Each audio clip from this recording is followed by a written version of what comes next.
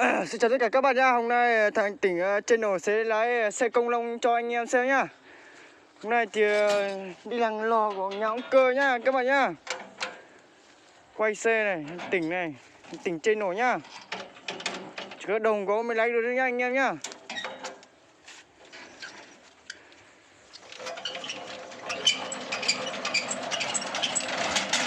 Anh em vào chia sẻ cho một like cho Thả Tinh nhá.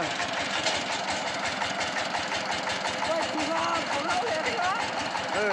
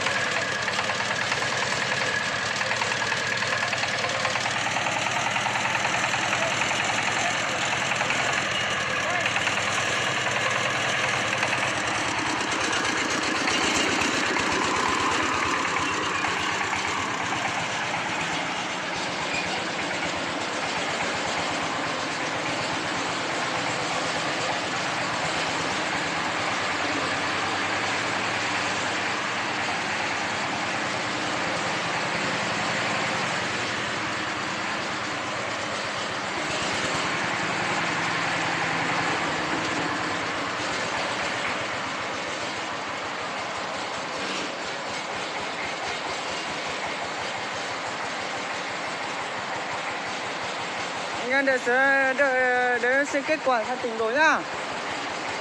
Anh em vào like chia sẻ cho thầy nhá. Hôm nay rảnh quá không làm gì, anh em quay trời củi nhá. Đây là việc của mình làm nhá. Hôm nay thì ngói gần như là không khô thì nghỉ nhá anh em nhá. Lần sau cái này thì gỡ cái nào nữa nha anh nhá. Rất là ok nhá.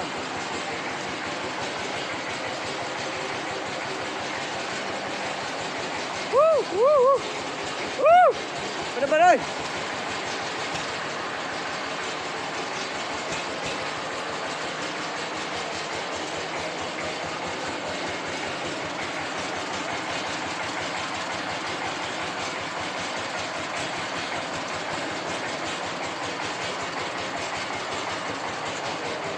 Lùi thẳng nhá.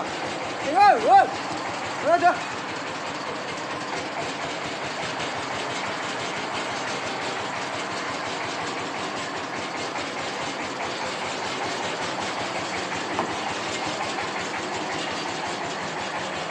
Nhìn màu trắng. Đúng không?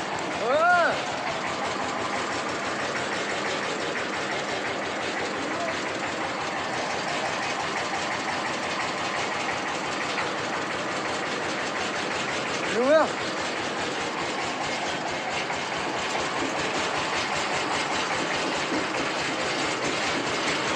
Lâu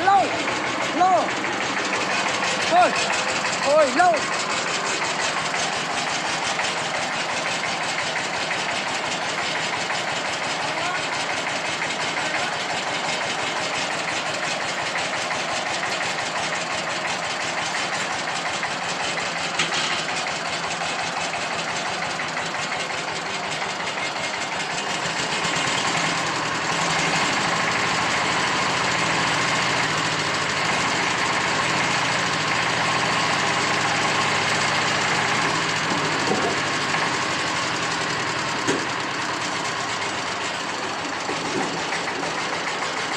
Tiến em ơi, tiến đi.